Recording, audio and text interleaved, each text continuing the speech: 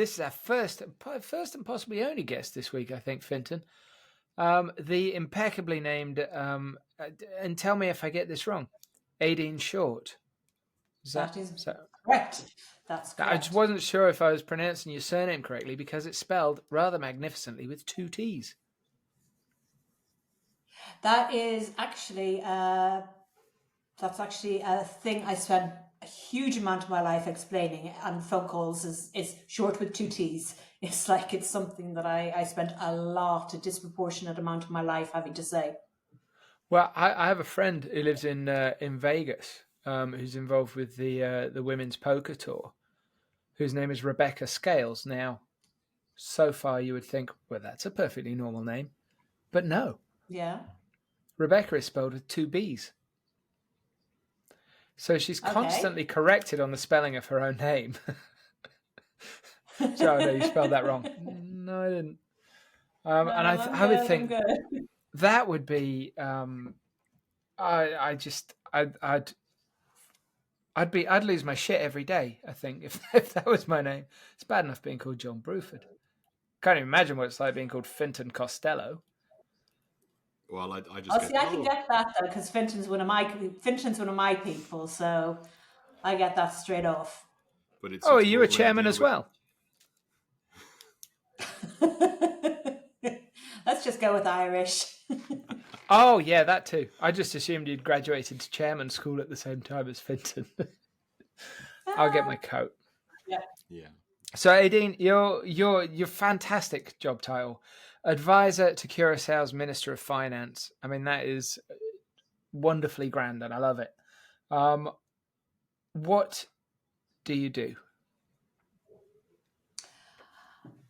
I mean, the clue is in the title. So essentially, since the lock and since the entire process began, part of what I had started off doing was just about educating the market, as to not educating the market, more so informing the market, because there was a desire to be massively transparent to all the industry and to all the stakeholders. And so being that I'm in the gambling industry for 24 years, I had access to that.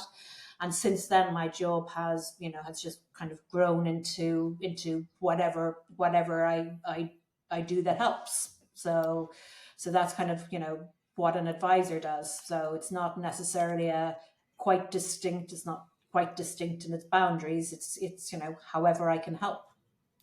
I've got a lot of questions. So let's go back to the beginning. So the lock, or the yellow. So the way I see it is there's a Minister of Finance in Curacao who's has started a modernization process of the Curacao gambling licensing regime. I'm reading a load of stuff on LinkedIn saying it's been rejected, it's not happening, this is what I just like, and I'm like, that can't be right. This doesn't, because I could make sense as to why to do it. So what's come going right on? Out of the gates, all guns blazing, haven't you? let's just start with that bit, because that's what everyone's going to want to. That's the first question everyone's going to want to answer, and then we'll go back and like, what is happening, what is changing. We'll kind of touch on the back history for people who mightn't be as up to speed. Okay, so that's, first of all, let me unequivocally say the lock has not been rejected. All right, so I'll talk about the parliamentary process now, but I will repeat myself. The lock has not been rejected. It hasn't actually even gone to a vote yet. So how is it possible that something that hasn't even gone to a vote can have any outcome whatsoever? So to start with the parliamentary process, is like it goes through draft legislation, and it goes through several rounds of draft legislation. So the minister actually started consulting with stakeholders in, I believe it was November 22. So these are things like master licenses, CSPs, operators. There was a wide variety of separate stakeholders involved, and that's since the end of 2022. Then started 23, we at ICE, that's when we really kind of announced that this was moving forward. And since then, so the process is it goes through several rounds of drafts, and we put in, add in changes. We've been to a huge number of events, and at every event we chat to various people. So, for example, trainers, ADR, and their input is invaluable. I mean, we are very much aware that, you know, this law has to work. It can't just be a piece of paper. It's got to be something that has meaning in the real world. So there is no point in us drafting a law without input. And so there has been a huge amount of consultation. So the last stage, if we jump to the last stage before the law gets submitted to Parliament, it's called the Council of Advice. So this is a constitutional body in Curacao who gives independent advice on laws to both the Parliament and the lawmakers, the drafts of the law. So the Council of Advice gave a very lengthy response in June of last year, and it was published online in January the 3rd, so just about 12 days ago.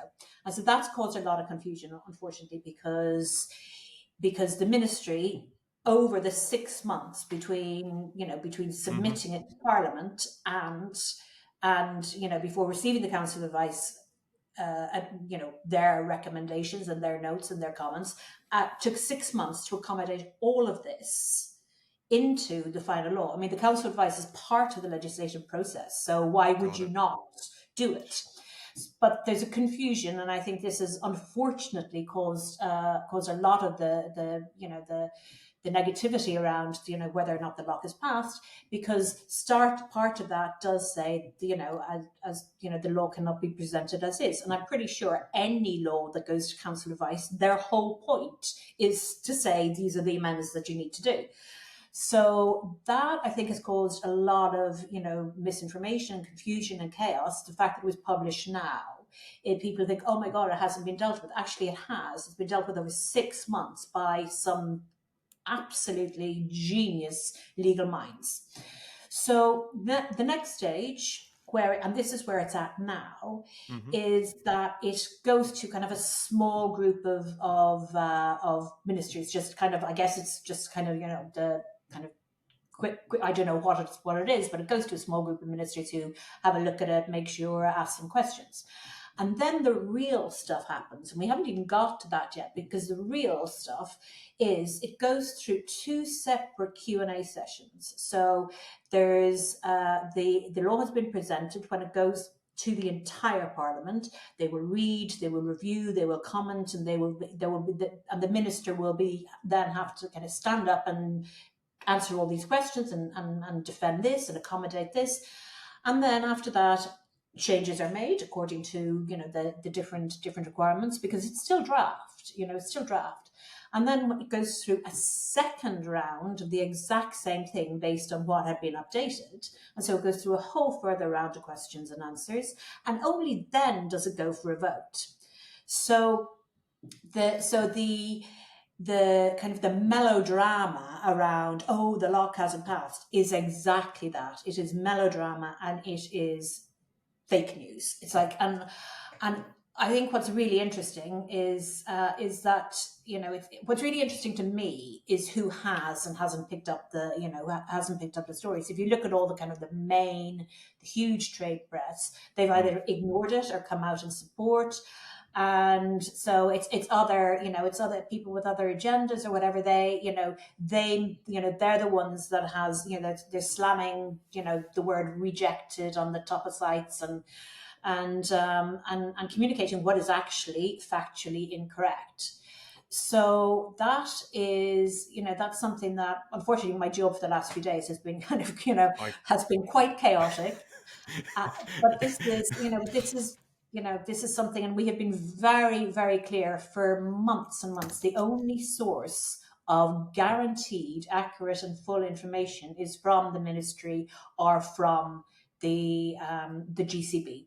And so, just in relation to the kind of the information that's going around now, the minister has recognised freedom of speech, but we're not going to get involved. We're not going to start commenting on individual articles because, I mean, you'd need thousands of me For to sure. go around and start kind of writing notes.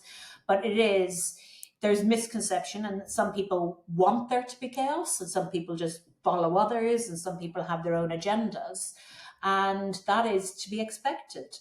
I think, especially when you're looking at a law of this magnitude, I mean, we're expecting there to be massive debate, because I was actually looking up some laws recently, because I love weird laws. And one thing I saw was in Oklahoma, you're not allowed battle a bear. So it's illegal to wrestle a bear. But you could tickle it. And So if you think about it, what? the word, because it says the word battle, so you're not allowed to battle a bear, but Yes, you could tickle one. So that's not you could. You could. right. It depends. I mean, it depends. And in What Connecticut, there's about another what one. about You're not allowed. self-defense? What about self-defense? I don't know. Wasn't that a Kit Kat ad at one point? There was one with the Kit Kat, wasn't there? Yeah, there was a Kit Kat ad. The bear took the Kit Kat, and the guy, had to win it back. Yeah.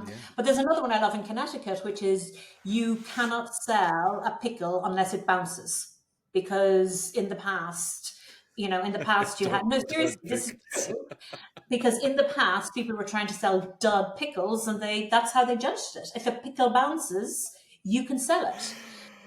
So legislation like that is like, it's not complicated. I'm sure that will sail through. But something of the magnitude that we're dealing with the law is, it's going to have questions. It's got such an impact. It's a game changer that, the questions and answers are to be expected and actually welcomed, because, going back to what I was saying, we want a law that stands up as something that's workable. And in order to do that, it has to work across the board. So debate is, it is inevitable. I mean, and it is it's a democratic process. You're following democratic process, and I mean, in the world of today, isn't that actually quite nice? So we have a democratic process. Indeed. So so the lock has not been rejected, is the Absolutely, exact summary of that. categorically So not. if we then kind of, I know I'm jumping around a little bit on timelines and stuff in terms of probably how it should That's okay. sequence, That's the but way my head works anyway. but I'll if roll with we it. so obviously if we look at the, probably not the current, but the historic legislation of Curacao, so what is changing and why is it changing? Okay, I mean, if I'm so the existing legislation, it's called the NOOGH. I'm not sure what it stands for in Dutch, and I wouldn't be able to pronounce it even if I did. So the existing legislation, guys, is 30 years old. It's like that in itself speaks volumes. A law about gaming that is 30 years old cannot be relevant in today's world. It just, and so while a lot of the operators were kind of, let's just say, self-regulating and holding themselves to higher standards than the law expected in terms of AML, in terms of player protection and stuff, that wasn't always the case. And so that was the premise of one of the changes, like a 30-year-old law, which is even before internet. Because I was checking out, 30 years ago, Barbie was the most popular doll at Christmas. Now Barbie is an Oscar-winning movie, right? So that just tells you kind of how old this law is. And a fabulous movie, by the way. I loved it. I really Absolutely enjoyed it. loved it. I mean, I got the Kenergy shirt because I'm sad. Oh, that I want one of those. I haven't Yeah. seen it yet.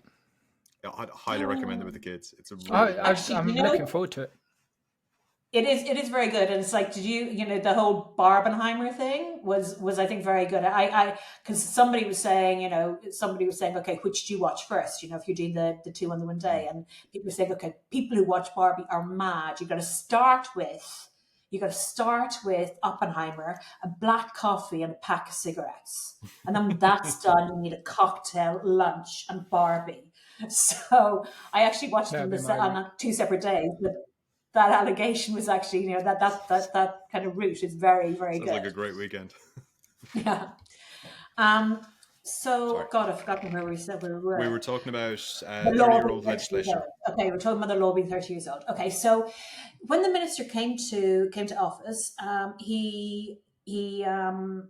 this was one of his first things he did was start this legislation, and for three reasons.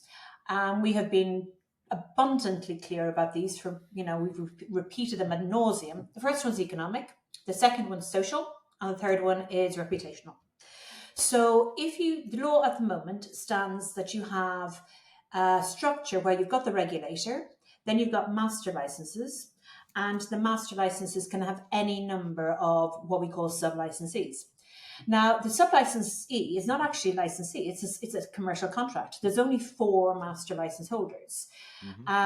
So what you have then is you have a disconnect between the regulator and the regulatable things Sure. that they can do because of the structure. And so each master license was different. They had their own approaches, and I mean, they had their own, everything from due diligence, qualifications, monitoring. They all created, they had the right, and they did. They all created their own governance structure. And then, but then you don't have kind of the direct connection with the consumer and with the actual operator. So that's the first thing that started. And then we all know that the Curacao license is like the ministers used, as well, I've got a red hair, so it's like I shouldn't be using this phrase, but the ministers use the phrase, redheaded stepchild within the industry, and it has been because it has not had the best of reputations in the past. I mean, we've got to be quite frank about that.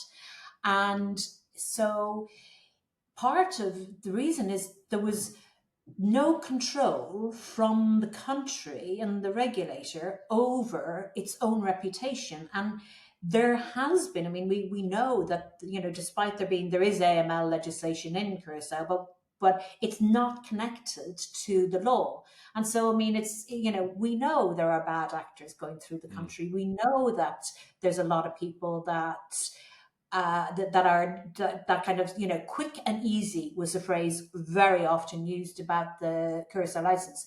Quick was, it was done. It was maybe due diligence wasn't as strict. Maybe it was just, kind of, people, and for some people, quick meant a lot because you go to some things like Malta, where licenses now are taking over a year, or you go for some people, some jurisdictions like Isle of Man, where you have to go through the process, and then you've got to go through the advisory and the interviews and stuff.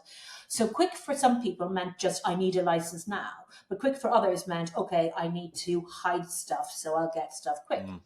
And then easy for many people was, and by people I mean companies or operators, easy often for the bad actors just meant not really governed and not really monitored. And that is, again, something that affected the reputation of the country. Now, you couple that with what I said about the economic, the economic side. I'll give you an example. In Malta, the have two results of 23 have come out, but I don't have them to mind, but I can tell you 2022. Malta earned in direct licensing revenues over 82 million euro. At the exact same time, Curacao, the government was entitled to 250,000. Right? So that's, yeah. So And that in itself. if you think of the number of brands operating under a Curacao license, it'd be significantly more than operating under a Malta license. Yeah. Oh, it is. Oh, there are. It's like the Malta license has 250, 260 or something like this. And you have, Curacao in terms of operational licenses is arguably the biggest in the world. And, we're going to see a lot of them. And with a small population as well, like that money goes a very long way. There's only a couple of 100,000 people in Curacao, right? So there's about 200,000 people, but it's like, if 250,000 versus 82 million. Yeah, that's what I mean. Like, if you get it into the millions, that has a huge impact. Yeah, exactly.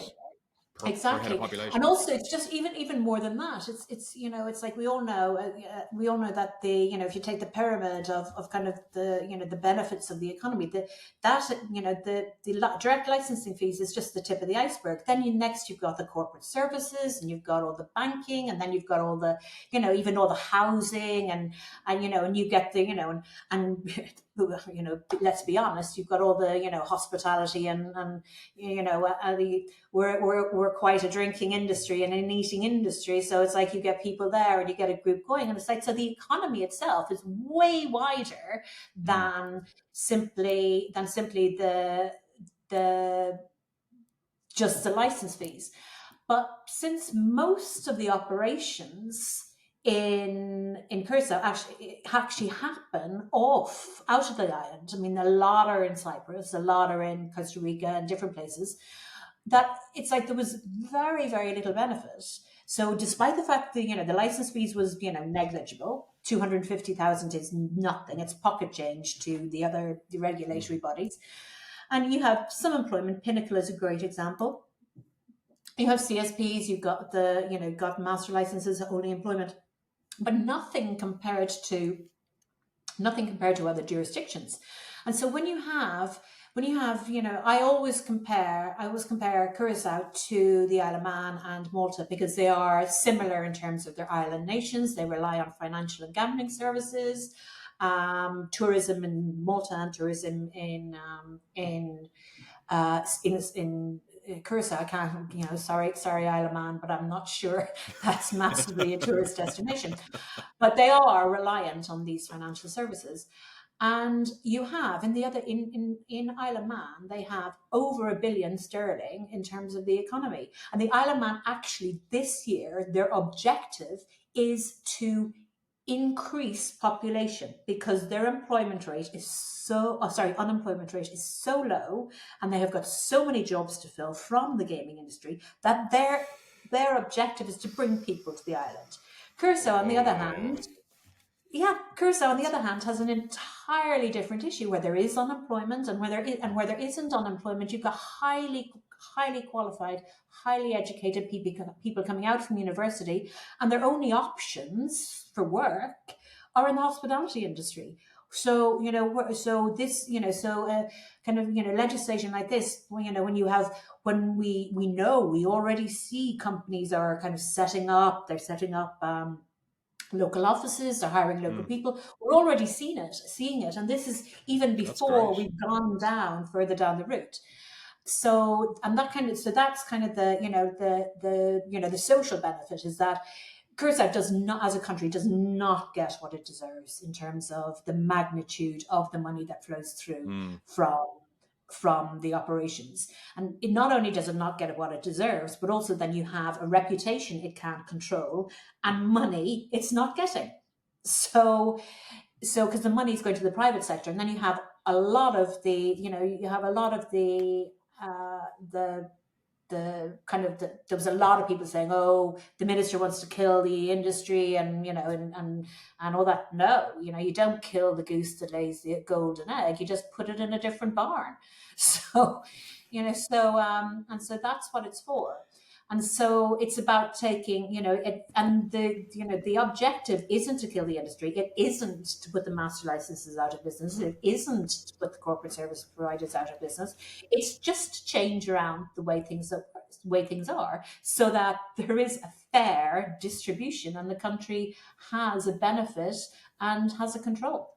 Because I would assume as well, then on the reputational, it would all, like, if you look at what happened with Gibraltar with the FATF getting Mm-hmm. grey listed, you would Yep. imagine that that's a big risk for, like, particularly if as a tourist destination and stuff as well, being on a grey list makes it very difficult to move money in and out and all that It kind of does, stuff. and it does, and I mean, Malta went on the grey list as well and came off the grey list, and I know that kind of Bet365 are working very closely with the Gibraltar government, and the key operators there are working, to get off the grey list, and so scrutiny in the grey list, or by the FATF, always includes gambling. It has to. It Yeah. is, absolutely has to, because it is a. Sorry, I'm not sure. thought I'd close that. It absolutely, because it has to. It's a high risk industry. Let's be Mm. real. We're in a high risk industry. It's if you don't take into account that, and in as fat life, you're kind of like, what are you doing? Yeah, exactly. So it feels like then there's a modernization process happening. It sounds like it makes perfect sense. Um, the the benefits to the island and to the economy feels like a no brainer. So where along, like, if we look ahead to 2024 and beyond, so there's a bunch of people with existing licenses. What happens with them? There's obviously going to be people looking for a new license, and so what's the kind of the timeline, and how are existing licensees handled and new licensees, and what does that look like? Okay, so the process is actually already the process is actually already going. So right now, the minute the GCB has, under the current legislation, the right to issue licenses. The current legislation has not changed at all. GCB has the right to issue licenses. So it is issuing those licenses with conditions now. So, for example, you can't sub-license. You now have to have policies and procedures and AML and responsible gaming. So it is issuing those now, but it's under the existing law. And so there are some key milestones. The gambling, the GCB portal was put online on the 1st of September and started accepting applications on I think the 1st of November. And then on the 1st of January, dynamic seals were introduced. And so a dynamic seal is available to any operator who either has a license at that point, or has a license in play, an application in place where due diligence has been adequate and has been considered sufficient. So, because there's been a whole kind of defined and definitive assurance that we've given public that there is going to be no disruption to current Yeah. business. So that, hence the dynamic seal is available. We're starting. It has been available since the 1st of January. We will start seeing them rolling out now, and that is on a per domain basis. And so over the next couple of weeks, we'll start seeing more and more operators getting those dynamic seals, because we're expecting to have the first licenses issued very soon, and then once people are registered, there's a few different things. So the first thing is there's a census. So the census is where we just need, as a regulator, to find out who is operating under Curacao and what are the domains that are operating under Curacao, because Mm. under the current legislation, we do not have the right to that. So the actual regulator doesn't know the full range of Wow. licenses. So the first thing is we're taking a census. So that's where the master licenses have to register, or the sub-license or the master license have to register the sub-license and the domains by the 31st of March. So that's the cut-off point. So if you haven't done that by the 31st, if you haven't done that and you haven't got a license application in place, you can no longer cease to operate. However, who's not going to do that? It's a simple process. You Sure. fill out, there's no, it's a census. There isn't checks. You just put out your company name, your domains, and everything. So it's like literally a 5-minute process. So I genuinely can't imagine anybody who doesn't want to do that. So what they can do then is they just write out their master license as it is, because the sub license is still valid, but they write out their master license. Their contract with the master license, and whichever comes first, either the contract ends or the master license, or the master license kind of ceases with the lock. The master license as it is ceases with the lock. That's when they have to cease, right? So Got it.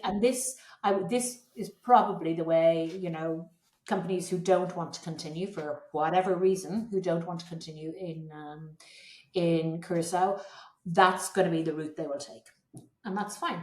We're hearing about Anjouan, for example, is one of the kind of Where? jurisdictions that, yeah, it's in the Comoros Islands, and there's another tribal place in Vancouver, in British Columbia. A lot of these places are just coming out of the woodwork because you Oh, know the what kind of happened. is it the Kanawakis? Is it the? Are we Well, back to the Mohawks? no, I can't say, I can't say for Yeah. definite, but we were told last year that Kanamaki was offering discounts to anybody who would leave Curacao. But I mean, if you're going to leave a jurisdiction that's kind of tidying itself up, it kind of speaks volumes as to Yeah, your exactly. operations. Exactly. So, and also when you regulate something, there's always going to be a darker place. So, we're hearing, Anjuan is describing itself as the new Curacao, and that's kind of okay.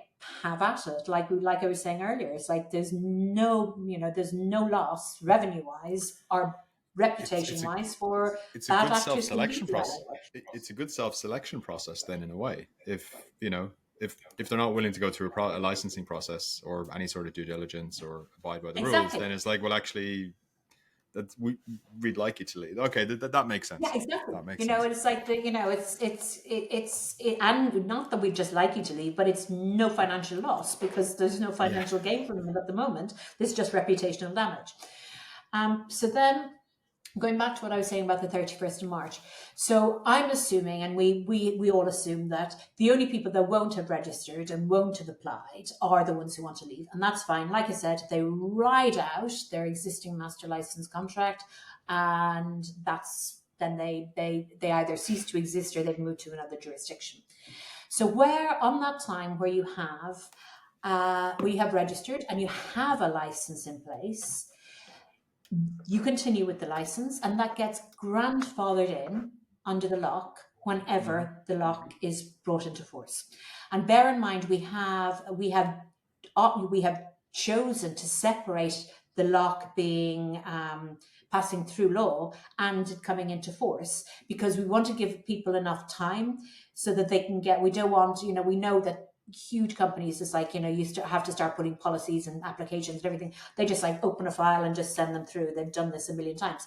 There's other smaller companies who've never written down a policy in their life, even though they'd be doing the right stuff. So we're looking to allow that. So we're looking to allow that and to make sure that everybody has the correct amount of time. And so those licenses can continue. They can continue as a sub, kind of as is. So they are registered. They continue as is, but their applications then they will have an application in, and an application does. You have when you make an application, you have. I mean, and this is the big thing. We will the GCB will be issuing applications within 8 weeks. Sorry, will be 8 weeks of getting correct applications.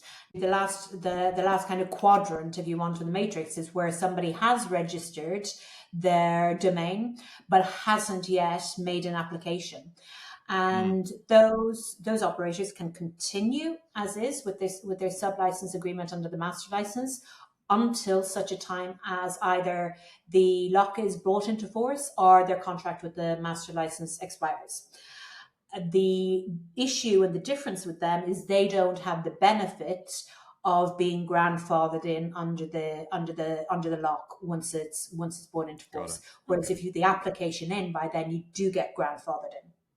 But at least it's like if you're signing up now, it's coming and it's not going to be a surprise, and you Exactly, can, and the which feels portal fair, has right? we should probably talk about the portal because the portal Mm. is the heartbeat of it's actually one of the best pieces of technology I've seen in the industry. It's the heartbeat of the entire relationship that any license holder has with the regulator. So you can register your sub licenses. You can register your domains. You'll get tokens for your domains that go into your dynamic seal. You can make multiple applications. You can change things. You have different user permits. And then, of course, you have a ticketing system, which is two-way communication between the regulator and the license holder. So the license is in perpetuity. So once you get a license, it's not kind of subject to the kind of drop your pants, let's go through a massive, 2-week ordeal to see. It's all about active monitoring. And so this is where the communication, it's all about active monitoring. So you get it in perpetuity as long as you continue with the active monitoring. And so the portal, I think what's really important with the portal is to understand a few things, because the portal is super flexible. So any UBO can have more than one license account. So the license account is responsible for anything that falls under it. So you have different UBOs, for example, that might have different partnerships here, or they might have a relationship here. So they can have more than one licensee account. And then within the licensee account, you can have any number of applications. So it's not application is the wrong word. You can have any number of licenses. And so this works for people who have different platforms, people who have different arrangements, people who have different target markets, because each will have their own policies and procedures. But every license is a license of its own volition. It's not a sub-license. It's a license of its own volition. And then any license can have any number of domains.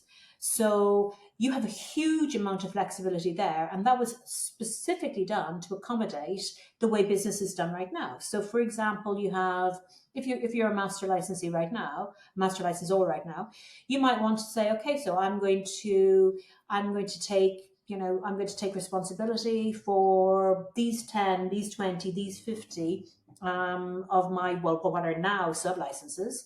Then they will each be their own application, but then the licensor takes responsibility for their compliance, for their checks. But it's just a new way of doing a model. So it's new, but each thing is its own license. And then for we have the CSPs who have, and the trust services providers have said, oh, this, in the past have said, okay, this is going to damage us, this is going to change us. Actually, if you think about it, that's the complete opposite is true, because now every single license has to be, well, actually, even always, every single license has to be registered as a Curacao company. So there's actually more business for the trust companies, not less, because, historically you have 4 master licensees, and their relationships are contractor relationships with operators that are in any country. So there's misconceptions a lot between a kind of a fear of change. And over time, it's been really interesting watching people adapt and realize, oh, okay, I still have a business. I just need to do it a different way. And this is something that we've been actively working with, and unfortunately, it took time, and it does take time. But like I said, it's like we're not killing the goose that lays the golden egg. We're just making it different. So there are still ways to do business for all of the people that are currently doing business, and actually, there's a huge amount of people who don't yet know the opportunity that's coming. God, the portal sounds fantastic, because it sounds like one of those. It's the advantage of starting from scratch. So, like, exactly, there was no legacy. Having gone through, like, say, the US licensing process, where you're physically putting fingerprints on pieces of cardboard and filling in digital PDFs that aren't designed for non-US details. Yeah. An online portal where I can do it all online and sounds wonderful.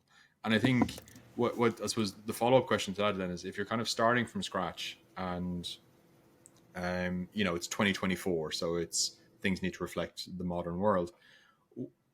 Is there anything else where, things like what happens with crypto, or what happens with, I don't know, just kind of like the more reflective of the modern world than what a lot of legislation would be in other jurisdictions, which was written 10 years ago, 15 years ago, if not as long as you've actually had a really interesting point, because a lot of cryptocurrency, a lot of crypto operators do operate, and crypto is permitted under the lock. But moreover, actually, it's I don't think I've said this before. It's like the Minister of Finance has now got a draft crypto legislation, so an entire legislation about regulation. We've got an initial draft that's compatible with MiCA in the EU, and then we have a working group of some just ridiculously competent experts. And so this goes back to what I was saying about the lock. It's like we're looking for experts to say, okay, this will work, this will, because we don't just want a piece of paper that looks pretty and is typed in, 12 points Times New Roman with double spaces. It's got to work. So we're doing the same now with crypto legislation. And so we've got experts from exchanges, we've got experts from casinos, we've got experts from sports betting companies, we've got experts from payment entities, and these are all part of a working group that are kind of educating and getting involved in the legislation and saying, okay, this is good, this is bad, this works, this doesn't work. And so that's actually going to be an interesting time, because it's like just as we're finishing the lock, we're starting another massive project, because it's not like we've given ourselves enough job to do. What it's not like we'll be bored after the lock is enacted. But so it sounds like there's a lot more to come, because this feels like what it should be. So because I know Malta tried to do its crypto island thing a few years ago, and that It had the sandbox, and I think petered out is probably the best way to never got filled. Just kind of so feel, and obviously with a Curacao license, and there are a lot of crypto brands and stuff, and Bitcoin ETFs in the US launched the past week, and these kind of things. So it kind of that feels like a very modern approach to and modern it does. problems. And one of the we're looking in terms of the approaches at the moment. We're looking at there's different approaches. So you can actually take the US, and it's crypto is kind of is kind of managed by enforcement. And you take something like Dubai or Hong Kong, and they're just like, okay, they're just embracing the technology. But it's crypto legislation it's like herding cats. It's like, how do you accommodate things that are changing as you kind of do it. And that's why we're looking to make our legislation in crypto kind of more open to something that we know is going to change. I mean, we don't know what's going to happen in the next 6-12 months. I mean, the stuff that's going to happen we can't even imagine now. And Exactly. so this is so that our crypto, and that's why we have the working group, is because with the legislation, because we're very much aware that so much crypto goes through the country, that crypto legislation makes perfect sense. And so that's why we have this working group, because you have to accommodate something that is kind of decentralized, that is not it's borderless, and it changes on a regular basis. And so that is something that we're going to do, but let's put that all for another podcast. Okay, I look forward to that one. Right, John, that's all my questions. Have you got anything? That crypto thing's really, really, I mean, it's a bit of a game changer, That's very exciting. Well, the lock is a game changer. It's like, the lock is a game changer. Another game changer. Another game changer. Further still. Exactly. Because there's not that many. Sorry, go ahead. No, go on, Aideen. Sorry. No. Sorry, there was a gap there. Dude, there was a pause. Go ahead. You're the guest here. You're the expert. I thought we were just having a chat. Oh yeah, that too, which we're recording. Yeah, chat which you're recording as. No, just about crypto is like you were asking a question about it being kind of future proof. So do you want to jump back on that? No, it's not really. It's just I've been really disparaging about Curacao in the past. I genuinely have, and I feel bad now. Now that we've had you on, I think the expression I used was that I've got a Curacao license. I got it in a box of cereal. Right. Okay. But it does sound as though things have been not just approached in the right way to get it right for 2024, but as you've just pointed out, to be looking ahead 10, 20 years and still be relevant. And that's, an awful lot of gambling legislation, because the law can move so incredibly slowly. It can, it can take a long time for things to actually come in. And technology doesn't move slowly, and things, and I always cite the 2005 Act in the UK as a great example of this. It was out of date the day it was enacted. And it was utterly out of date. It was just so out of touch. It was unreal. Did a lot of good things, did a lot of things wrong. And we're in 2024 now, and we're just getting around to sorting that shit out. So this sounds great. And I'll be honest with you, if I could get some kind of a cheap flight for the kids, I could be tempted with a move to Curacao. Do they need podcasters? I'd pick Curacao over the Isle of Man, to be honest with you. That we're going to see more. We're going to see more and more of that. And actually, we're working with. There's an area. It's called in downtown, and there's a government centre called the downtown management. I think it's the DMO, the downtown management office. And so I'm in touch with those because there's empty buildings. We're looking at big offices. We're looking at shared offices. We're looking at housing. We're looking at, do the restaurants have enough? We're looking at, is there enough beer and enough, pina coladas?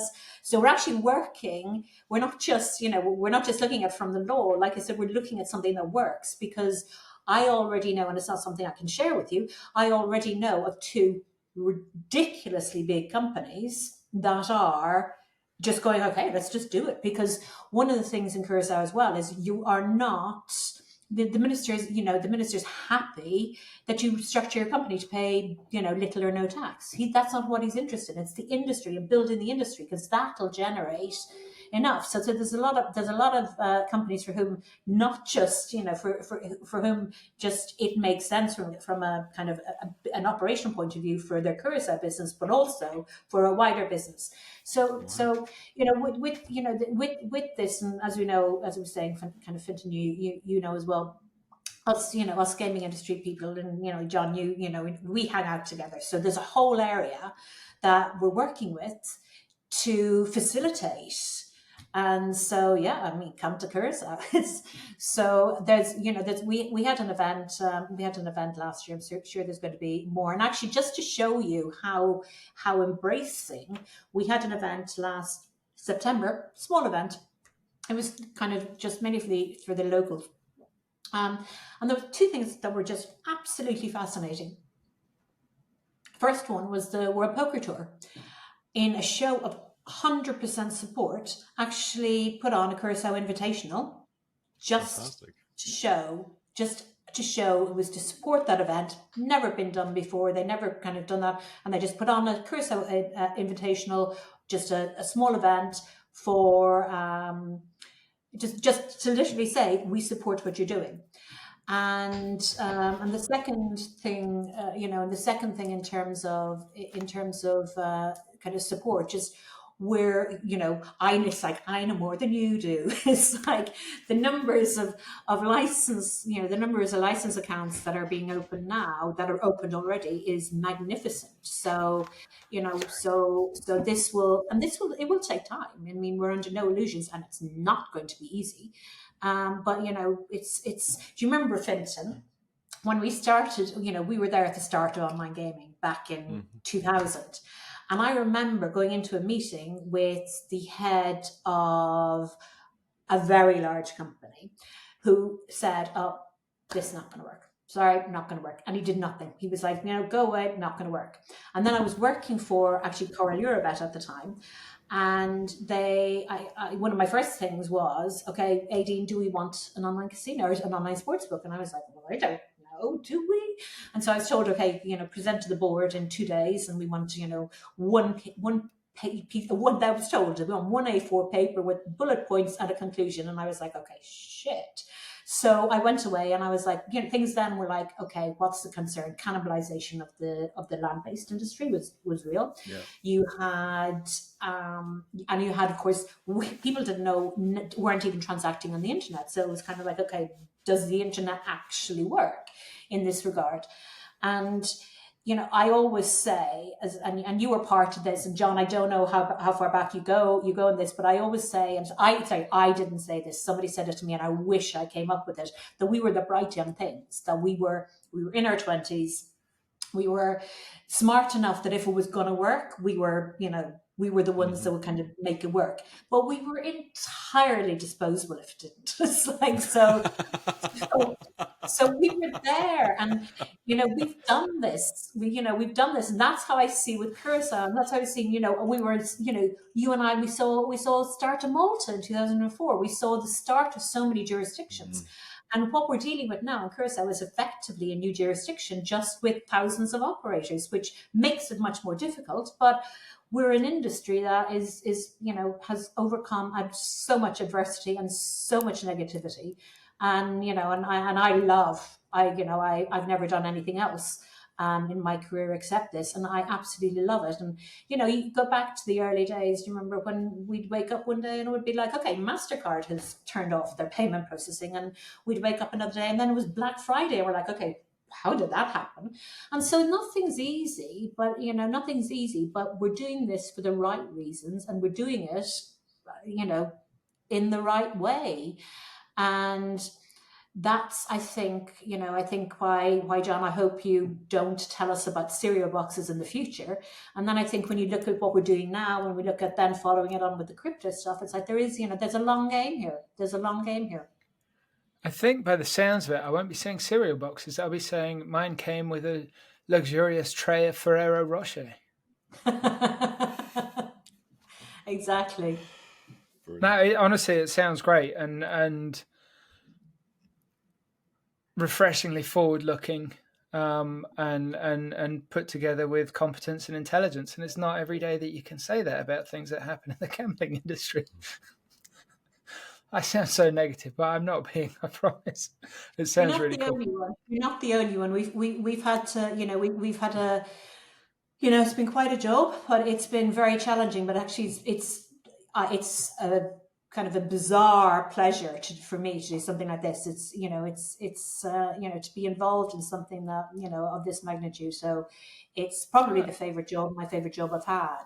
As It's much like as there's a lovely guy I know in Vegas. Where he's not in Vegas anymore. He's moved to California, but he was offered a job for a new marketing director at a new property opening on the Strip a bunch of years ago. And he's like, well, do you know what? How often do you get to launch a property on the Strip? Like, hardly ever. Yeah. 3 people this decade might get to do that. 3 people, maybe just 2. And it sort of sounds like that. It's like, I'm sure you probably have times when you've been absolutely knackered and frustrated and tearing your hair out and all of that. But on the other hand, I've got good hair. Don't diss the hair. I'm very much not. It's just something I'm very touchy about. You have no rights to diss my hair.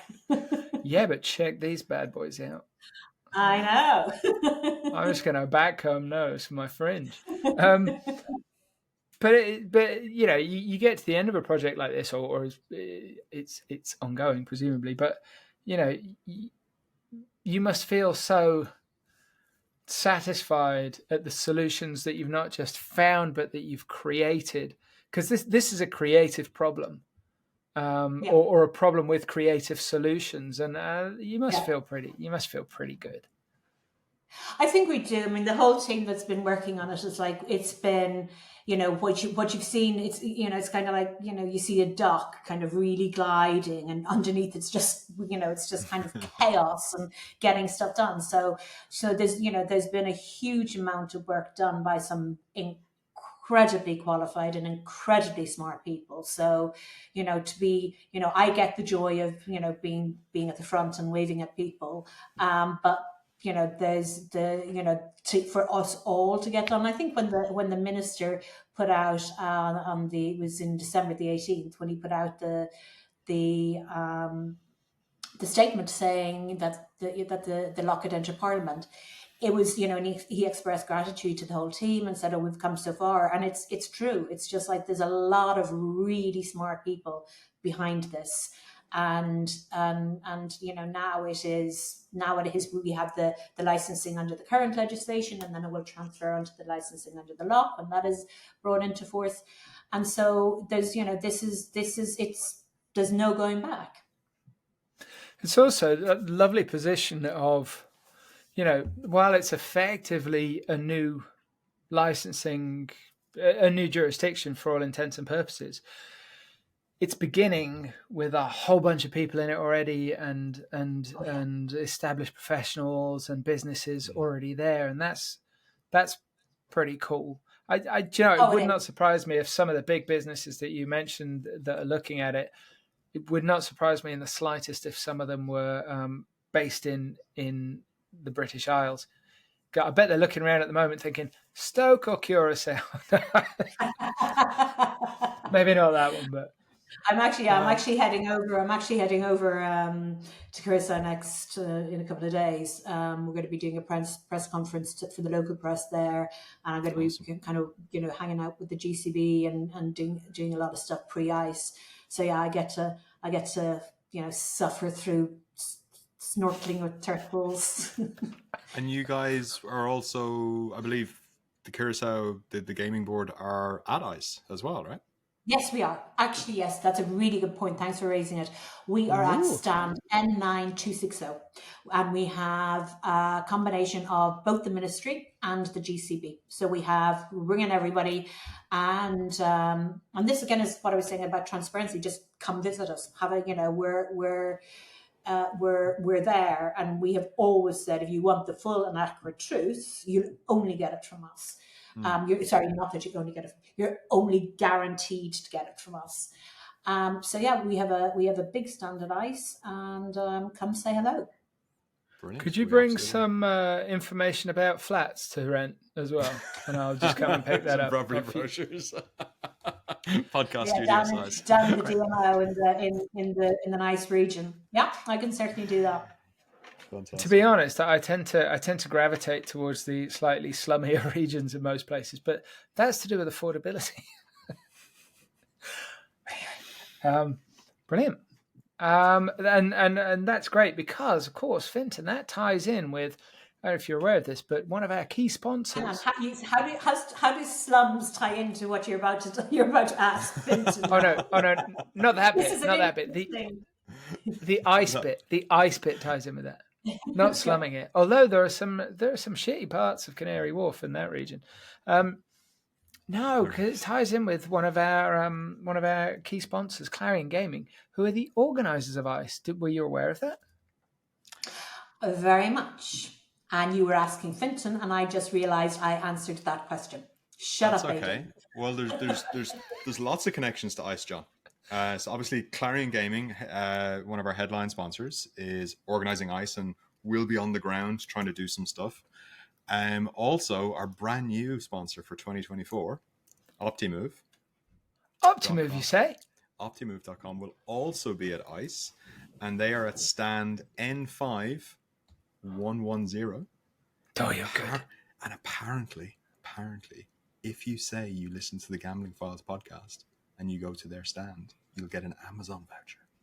Now, I don't know how much the Amazon voucher is for, but let's just assume it's €1 million, and it's definitely worth swinging past and collecting your €1 million Amazon voucher. Okay. Oh shit! We're gonna have to get people to go. That's it. We're gonna have to get people to go because otherwise, it's going to look to our key sponsors that we haven't got any listeners. If only they knew. Sad times. So the whole industry is going to ICE.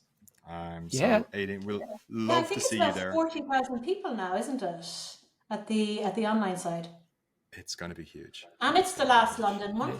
It's the last London. Yeah, it's going to be a beast. Emotional. Hippodrome's going to be fucking heaving every night as well.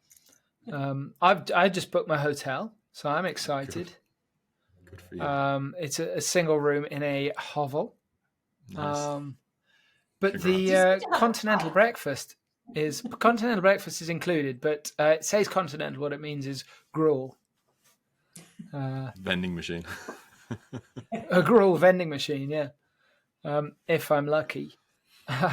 So yeah, I'm excited. I am excited for ICE this year because it'll be a lot of fun.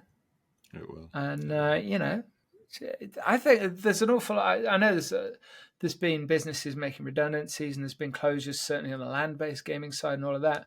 But I do feel like the industry's quite optimistic and quite positive at the moment. I think there's a lot of good reasons to be. So, and Curaçao's reinvention is just another good news story, frankly. It's good to Great. hear. Brilliant. Aideen, thank you so much. Looking Thank forward to you for seeing you in a having few me. weeks. And yeah, keep up the great work. Oh, Thank and you. if you're approached at ice by a short, fat, bald bloke, it's probably me.